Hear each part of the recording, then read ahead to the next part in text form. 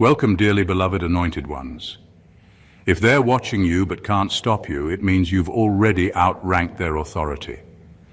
You might want to sit down for this, because what you're about to hear isn't conspiracy, it's confirmation. The whispers are real, the patterns weren't paranoia, and the strange synchronicities, they were never coincidences. You were being observed, not by your nosy neighbor or that one ex who's still fake-liking your posts.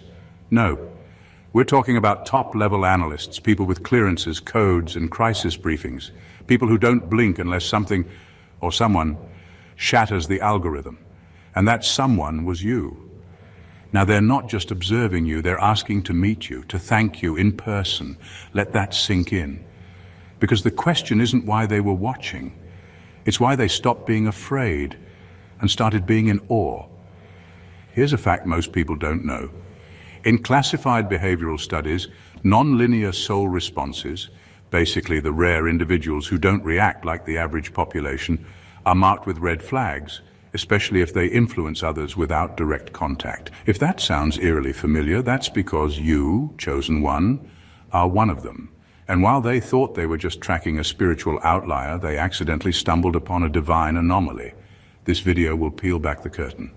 Because while you were healing, they were documenting. While you were praying, they were decoding. And while you thought no one saw you, you were the main event in rooms you didn't even know existed. Get ready, because you weren't crazy. You were classified. And now, they don't want your silence. They want your blueprint. Let's talk about it. Number one, you were flagged as a threat. Not because you're dangerous, but because you're decoding what they can't. You were flagged as a threat. Not because you were dangerous in the traditional sense, but because you were decoding something they couldn't access, trace, or replicate. While most people moved through life on autopilot, you started asking questions no one wanted to answer. You saw patterns in dysfunction. You sensed lies beneath polished smiles. You caught what was never said and challenged what everyone else accepted without blinking. That alone made you stand out, and not in a way that could be ignored. They didn't observe you the way they observed troublemakers. You weren't acting out, causing chaos, or threatening systems openly.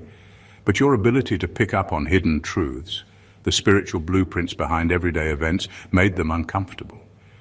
You weren't supposed to be able to see what you saw. Your insight didn't come from books or training. It wasn't taught, it was remembered. And the moment they realized you weren't learning truth, you were remembering it. The game changed. You weren't just a curious person. You were an untracked frequency, a walking key. And they couldn't pin down what dimension you were even functioning from. Your stillness was unnerving, your awareness was offensive, and your ability to stay calm while seeing through illusions made you look like a glitch in the system. Someone who wasn't participating in the matrix, but quietly mapping it. They tried to study your behaviors, monitor your relationships, predict your decisions. But you kept moving in ways that defied expectation. While others folded under pressure, you went silent and recalibrated. While most reacted emotionally, you responded with strategy. They couldn't fit you into a psychological profile because your moves weren't based on fear, approval, or ego. They were spiritual. And that scared them. Deeply. They weren't afraid you'd blow up a building or start a riot. They were afraid you'd wake people up. That your presence alone would cause people to question authority, question reality, and most dangerously, question themselves. And once that starts, control breaks down. You weren't unpredictable. You were uncontainable. They could trace your path, but not your purpose. And that's why they flagged you. Because you weren't just navigating the system, you were sent to expose it. Number two, your inner purity distorted their surveillance metrics. Your inner purity threw everything off. The people who were watching you weren't just curious, they were trained. Their entire job was to detect threats, track instability, and measure deception. They used psychological models, algorithms, emotional behavior charts, systems built to catch liars, manipulators, and unstable minds. But when they trained their tools on you, something went sideways. You didn't fit any of the categories. You weren't erratic, but you weren't passive either. You weren't angry, but you weren't fake peaceful. You didn't seek attention, yet your presence drew it anyway. The usual boxes, trauma response, covert aggression, manipulative tendencies, I didn't stick to you. They kept trying to force you into the system, but the system couldn't hold you. You weren't resisting their metrics, you were breaking them. What truly disrupted things was the level of internal purity you carried. It wasn't perfection, it was clarity. You weren't hiding agendas, seeking revenge, or masking your energy with performance. And because you weren't projecting static, the frequency you gave off was unnervingly clear, too clear. And the clearer your signal was, the more their tools glitched. You didn't ping like a potential problem, you didn't show signs of deceit or disorder. You pulsed like something they weren't trained to interpret, something sacred. At first they thought the data was off. Maybe the software was lagging. Maybe you were faking it. But the longer they watched, the more confused they became. You weren't performing, you were aligned, and that scared them more than any tantrum or outburst ever could. They were looking for dysfunction, but all they found was depth. They were trained to catch fakes, but you kept showing up as real. They expected to find a soul warped by pain, bitterness, or ego, but you walked like someone who had already burned through all of that and come out whole. That's when they started whispering among themselves. That's when the room got quiet, because someone finally admitted what no one wanted to say out loud. This one isn't from here. You weren't just misunderstood. You were misclassified. You weren't a subject to observe, you were a sign. And the very purity they didn't believe existed had just disrupted everything they thought they knew. Number 3, they mistook you for a pawn. Until you moved like a king, they looked at you and saw a pawn, easy to overlook, easy to discard. You didn't come with credentials that screamed power. You didn't belong to their elite circles or speak their scripted language. You didn't flash status, name-drop connections, or posture like a threat. So they assumed you were just another piece on the board, there to be moved, manipulated, or ignored. What they didn't realize was that you were playing a completely different game. Their systems are built around control, labels, roles, predictable pathways. Pawns move one square at a time, slowly, cautiously. That's what they expected from you, small movements within boundaries they created. But you moved like something else entirely. Your decisions weren't reactionary. Your silence wasn't submission. Your calm wasn't confusion. Every time you acted, it was deliberate, precise. And it started rattling the people who assumed you were beneath their radar, because pawns don't think for themselves. Pawns don't question the board. Pawns don't shift the energy of the whole room by simply standing still. But you did. Again and again. You didn't need a title to hold authority. You didn't need permission to be powerful. You didn't need visibility to start a revolution. You moved like someone who was being guided by something higher, and that became undeniable. They started comparing notes, trying to find out how you always seemed to be 5 steps ahead. They thought they were watching someone small. Instead, they were watching someone sovereign. You weren't reacting to the system. You were responding to divine intelligence. That's not something they can model, predict, or contain. It's not artificial, it's ancestral. You were never part of their simulation. You were here to overwrite it quietly, thoroughly. With every healed wound, every moment you refused to fold, every truth you spoke when silence was safer. You were altering the structure. You weren't just disrupting the pattern. You were rewriting the entire paradigm they operate in. Now they're realizing they miscalculated. The pawn they thought they could control is the king they can't stop. And what's worse, or better depending on where you stand, you didn't even need the board. You are the game. Number 4, your trauma was their test bed, but your healing was the revelation. Your trauma was never just personal, it was monitored, documented, measured like data. You weren't just left to suffer, you were placed under a quiet microscope. They wanted to see what long-term emotional warfare would do to someone like you. How many betrayals does it take to crush a pure heart? How much isolation before a soul folds in on itself? They didn't intervene because they weren't trying to help. They were trying to study the collapse. They watched when you were abandoned. They watched when you were overlooked, lied on, mocked, and forgotten. They tracked every breakdown, every panic, every cry for help that went unanswered, not because they cared, but because they were gathering patterns. You were never just a survivor in their eyes. You were a test bed, a walking experiment, and they had no doubt about the ending. To them, trauma always wins. But then something unexpected happened. You didn't just endure, you evolved. Instead of staying broken, you began to rebuild from within.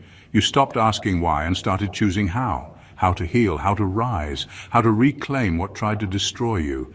And the deeper you went into yourself, the more you began to change the energy of the entire space around you. Your healing confused them. Their data didn't account for redemption.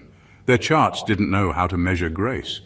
You weren't supposed to become stronger, clearer, and more dangerous in your stillness. But you did. And it stopped being an observation. It became a revelation. They stopped documenting your breakdowns because you weren't breaking down anymore. You were breaking open, cracked but conscious, fragile but fierce, and that made you untouchable in a way they couldn't explain. The experiment turned on them. The watcher became the student. You became the blueprint. You were never just healing for yourself. Every scar you turned into wisdom, every trigger you transformed into self-awareness. It sent a signal. Something eternal woke up in you. And the people who once studied your wounds started seeing something sacred in your recovery. Reverence replaced ridicule. Fear replaced indifference. Because in a world that profits from brokenness, your wholeness became the biggest anomaly of all. Number 5, you walked through traps. They designed for 99% to fail. You didn't just survive what happened to you, you walked straight through a battlefield designed for almost everyone else to fail. The pain you went through wasn't accidental. The obstacles weren't natural. They were carefully placed, like landmines in slow motion.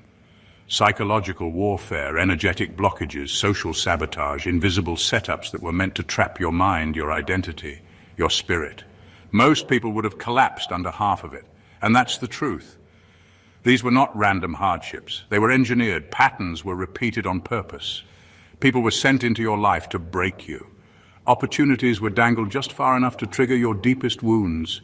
Even the silence you experienced, the isolation, the rejection, the gaslighting, it was all part of a silent blueprint to make you question yourself, to make you believe you were unworthy, to push you into self-destruction.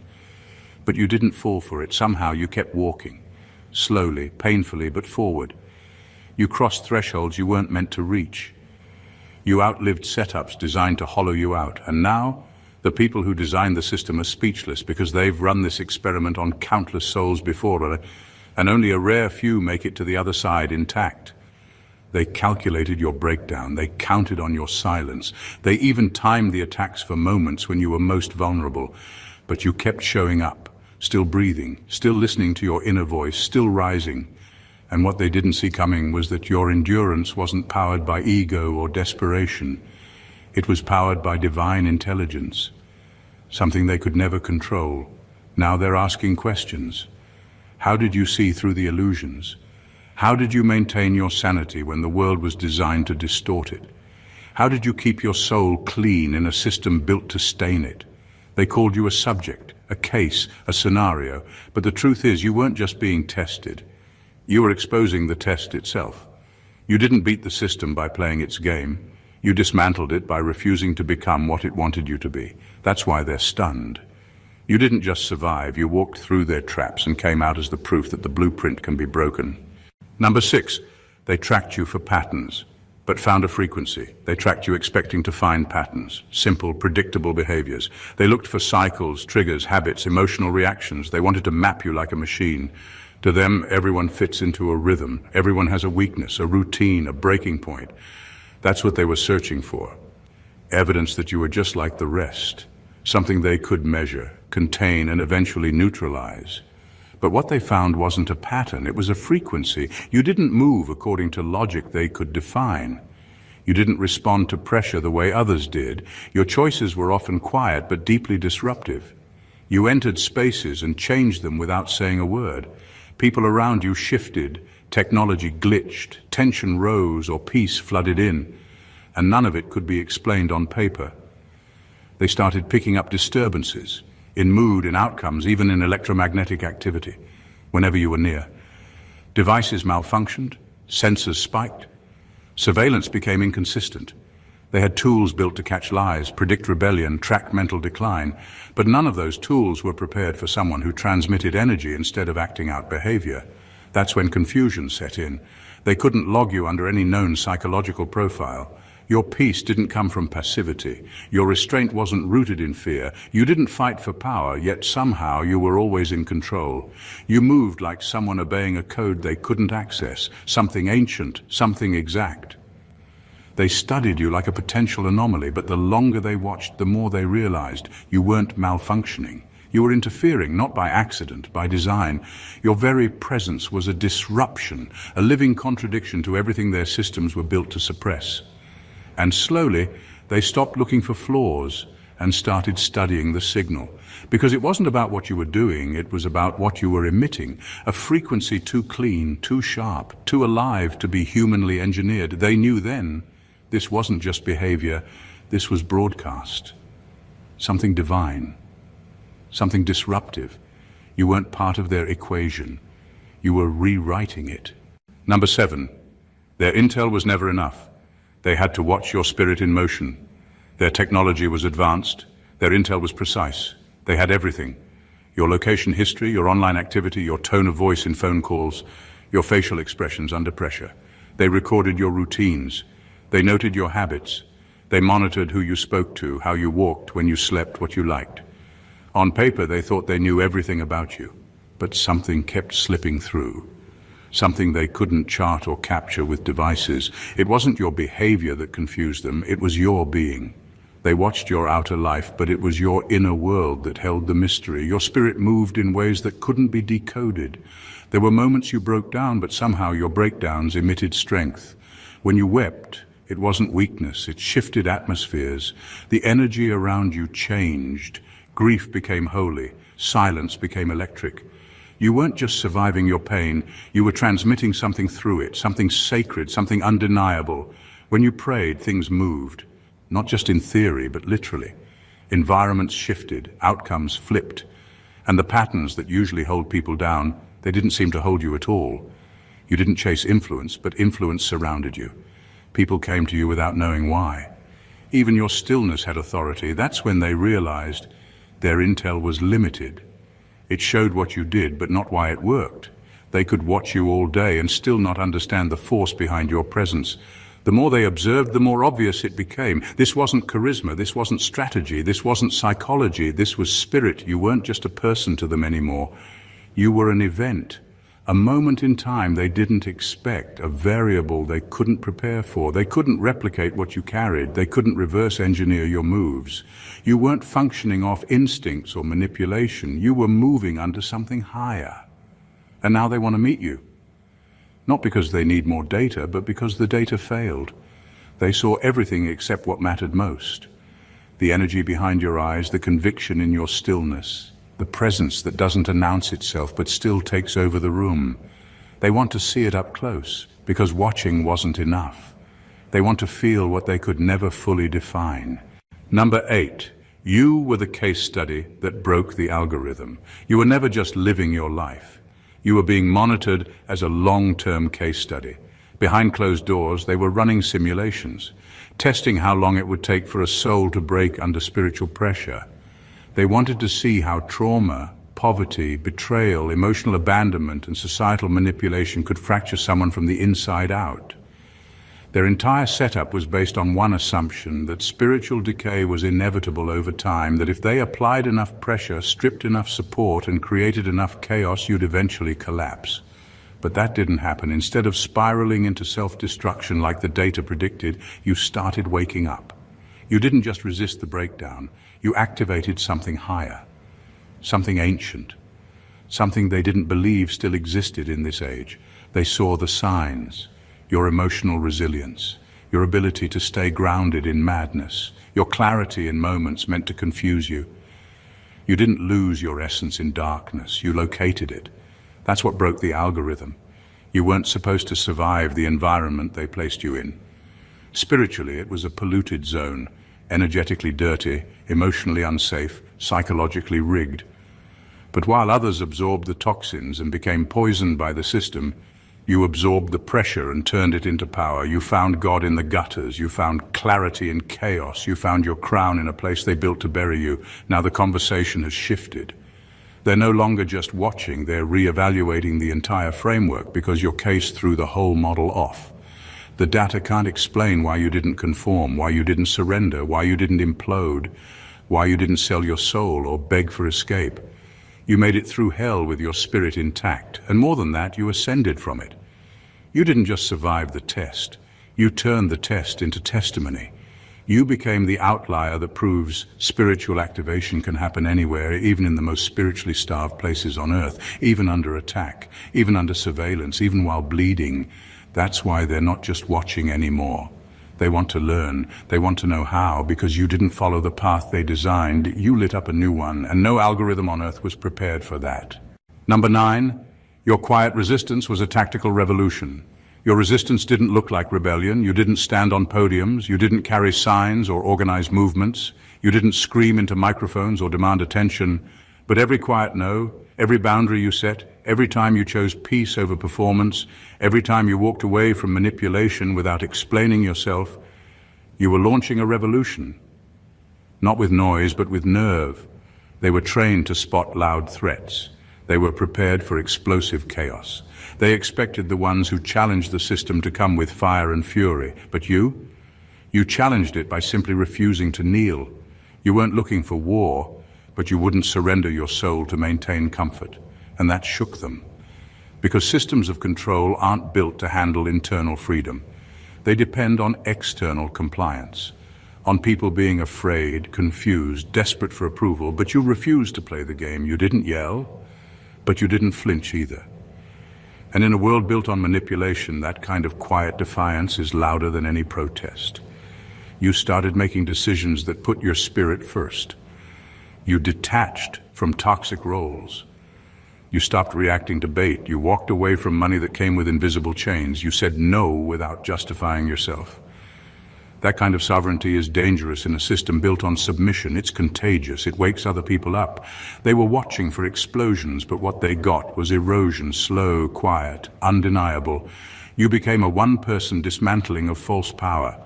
You didn't try to change the entire pyramid. You just refused to sit where they assigned you. And because you held your ground without screaming, they couldn't label you a threat. So they had to call you something else. They started seeing you as a solution. Not because you solved their problems, but because you solved your own, in full view of people who were certain you'd break. You became the evidence that personal sovereignty is possible, even under pressure, even under surveillance, even in silence. You weren't resisting the system with anger. You were overriding it with alignment.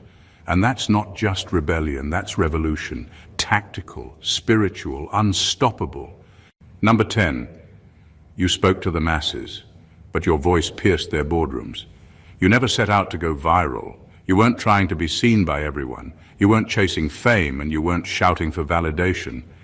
You just spoke from truth, whether through a post, a message, a prayer, or a passing thought whispered in silence. You released what was real. And for a while it seemed like only a few people noticed. A small following here, a quiet ripple there. Nothing that looked world-shaking on the surface, but behind the scenes, something else was happening. Your words started reaching rooms you weren't in. People with access, clearances, and confidential agendas were suddenly pausing to listen. They didn't always know why, but they felt the weight in what you were saying. Something about your voice bypassed the noise. It cut through the surface and struck a deeper layer, the layer where the truth lives. At first they dismissed it. Maybe it was poetic, maybe you were just in tune or lucky, but then your words started matching real-time events. Things you wrote about in metaphor began to unfold literally. Things you warned about in prayer started to shake physical structures. You weren't just insightful, you were ahead. They started comparing timestamps, reading between the lines, cross-referencing your content against their reports, and what rattled the most was this. You weren't connected to anyone inside, yet you were speaking like someone who'd been in the meeting room. That's when the tone shifted. You were no longer just a spiritual voice. You were a signal. And the higher-ups began to realize something most of the world still doesn't know. Your words weren't poetic, they were predictive. You weren't guessing, you were broadcasting. And the source behind your insight wasn't academic or political, it was divine. They couldn't trace the origin of your knowledge. You weren't following trends. You weren't regurgitating theories. Your voice carried a frequency of knowing. the kind of knowing that unsettles people who depend on control. Number 11. What they thought was natural intelligence turned out to be divine uploads. You thought you were just sharing from the heart, but you were striking nerves in hidden places. You were pulling veils off of things most people weren't even allowed to see. You weren't talking to them, but your truth found them anyway. And now, they're not just listening, they're watching closely. They couldn't explain it. You didn't have the background they respected. No prestigious degrees, no insider contacts, no formal training. You weren't connected to any known networks or institutions, and yet somehow you knew. Not just surface knowledge, but deep, layered truth. The kind that made people pause and ask, how do they know that? You spoke about things that hadn't happened yet. You called out strategies before they unfolded. You responded to attacks that hadn't even been made public, and you weren't speculating. You were speaking with authority. That alone shook them, because their world runs on logic and access. If you know something, it's because someone told you. That's the rule. But in your case, there was no source to trace, no leaks, no wires, no briefings, just you, sitting in stillness, writing, speaking, praying, revealing. They tried to explain it as natural intelligence. Maybe you were just intuitive. Maybe you were a quick study. But the consistency made that explanation fall apart. This wasn't luck or coincidence. It was too accurate, too timely, too clean. That's when it hit them. What they were witnessing wasn't intelligence. It was revelation. You were plugged into something they couldn't map, a higher dimension of wisdom, a line of communication that didn't rely on textbooks or microphones. You weren't being informed, you were being downloaded. And the data you carried couldn't be found in any of their archives. That's what made you dangerous and invaluable. They started asking new questions. Not about what you knew, but how you knew it. Who was feeding you this insight? What unseen channel were you connected to? And more importantly, can we access it too? They realized you weren't moving with education. You were moving with activation. Your knowledge wasn't learned. It was received. And now, those who once ignored you are trying to decode your source. The very people who thought you were guessing now study your steps, hoping to catch the signal before your next word hits. They don't just want to understand anymore, they want in. They want access to whatever frequency you're on. Because in a world full of information, your revelation is the only thing that still moves power. Number 12, you undermined entire institutions without lifting a finger. Your existence alone was the contradiction. You were supposed to crumble under the pressure. According to their models, someone with your level of trauma, rejection, isolation, and sabotage should have lost their mind, turned bitter, or vanished into silence. But you didn't. You stayed rooted. You stayed kind. You stayed awake. That disrupted everything they thought they understood, because institutions, especially ones built on control, don't fear loud resistance. They're prepared for that. What they fear is proof that their power doesn't work, and you became that proof. Every time you smiled when you were supposed to shut down. Every time you chose forgiveness instead of revenge. Every time you kept your integrity in situations that were engineered to crush it. You sent a message, a dangerous one.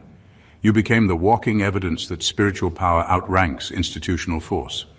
That healing is possible even when it's not offered. That peace can be created from within and doesn't have to be granted by systems, status, or validation. You weren't supposed to become whole, you weren't supposed to become clear, but you did. And that alone began discrediting their decades of research, their psychological predictions, their narratives about trauma, resilience, and identity. They tried to reduce you to a number, a statistic, a case file. But you kept rising without any of the things they claimed were necessary for survival. No consistent support, no handouts, no shortcuts. That's what made them pay attention. Not because you were loud, but because you were unshakably whole in a system that was designed to break you down. You weren't just surviving oppression, you were outgrowing it. And in doing so, you didn't just challenge one institution, you rattled the very idea that human potential can be controlled, measured, or predicted. That's why eyes turned. That's why whispers started in rooms you'll never enter. Because you didn't just beat the odds, you made the odds look irrelevant. Number 13, their agents watched to expose you, but got converted instead. They sent people to watch you, to study you, to monitor your every move with the expectation that they'd catch something, a slip, a flaw, a lie, a hidden motive. You were labeled as a potential threat, so they assigned eyes to follow your footsteps. Not just digital surveillance, but human observation, people trained to stay detached, analysts, monitors, agents. Call them whatever you want. They were there to expose you. But something unexpected happened. The longer they watched, the more something in them began to shift. You weren't performing, you weren't defending yourself, you weren't trying to prove anything. You were simply showing up, real, raw, unfiltered and aligned. And that authenticity began to cut through their conditioning. They were taught to remain objective, to never get emotionally involved. But watching you wasn't like watching anyone else. You didn't just go through hardship, you did it with grace. You didn't just speak truth, you embodied it. Your presence held something they couldn't unsee, and slowly their assignment became an internal conflict.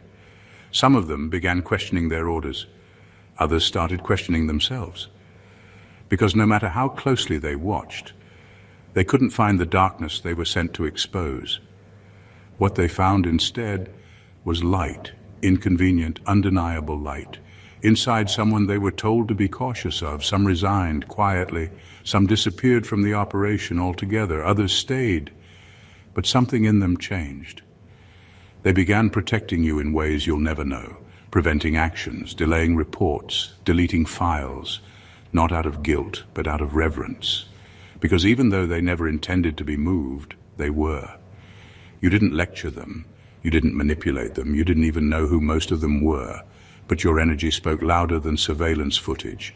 Your integrity pierced through the coldest protocols, and your spirit, steady and unapologetically rooted in something higher, became the sermon they never expected to receive.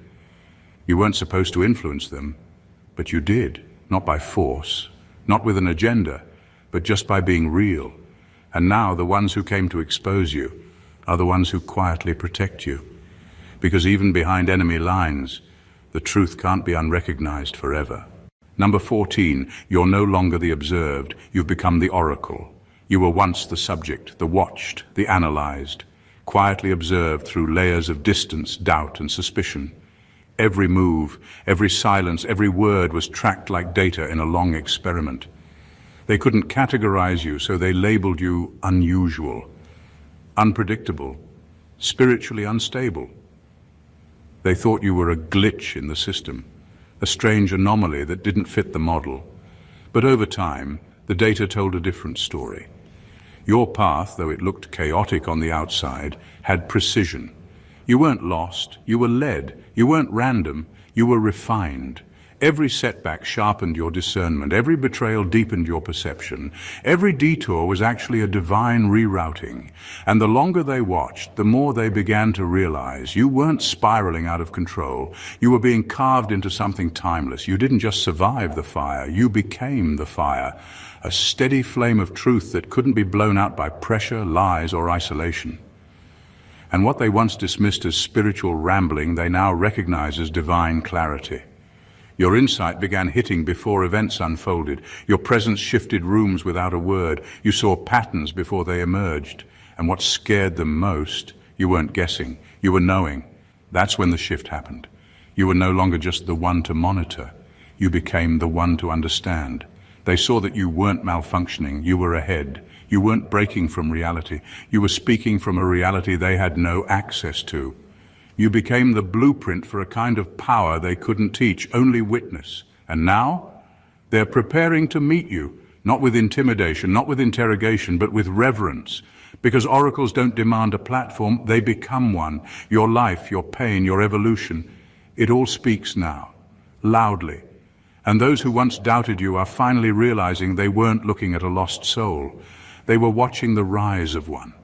So don't be surprised when those who observed from behind mirrored glass show up face to face, not to dissect you, but to honor what they can no longer ignore. You're not the watched anymore. You're the word. They watched you expecting a spectacle of failure. What they got was a revelation in motion. You weren't just under surveillance, you were under divine instruction. While they tracked your pain, you transformed it. While they documented your isolation, you were being initiated. And while they quietly labeled you an anomaly, heaven was already calling you proof. Every tactic they used to break you only revealed how unbreakable your foundation really was. Every test, every trap, every delay became a setup for your emergence. You were never meant to survive by their standards, but that was the point. You weren't here to fit into their blueprint. You came to shatter it. And now the watchers are no longer skeptics. They've become students. Some walked away changed, others stayed, but not as gatekeepers anymore, as silent guardians, because what they once feared, they now respect. What they tried to analyze, they now honor. You didn't rise through force, you rose through alignment, and in doing so, you didn't just free yourself, you rewrote the limits of what they thought a soul could carry. So if you feel eyes still watching, don't shrink. That presence you carry was never meant to hide. You were the subject of their files. Now you're the standard of their silence, not because you were loud, but because you were true. You are the signal that broke the system, the frequency that couldn't be filtered, the one they watched, and now quietly revere. If this message spoke to your spirit, if it confirmed what you've always felt but couldn't explain, don't let it stop with you. There's someone else out there who needs this exact word, and you might be the vessel to deliver it. So do the work of the awakened. Like this video to let the algorithm know truth still matters. Drop a comment below and let the world know you're not alone. Your voice matters here. Share this with someone who's been quietly carrying the weight of their calling. And most importantly, subscribe to the channel and turn on your notifications. Because we're not just building a following, we're building a movement. This isn't entertainment, this is confirmation. And if you're still reading this, it's because deep down, you already know. Welcome to the frequency. Welcome to the front line. God bless you.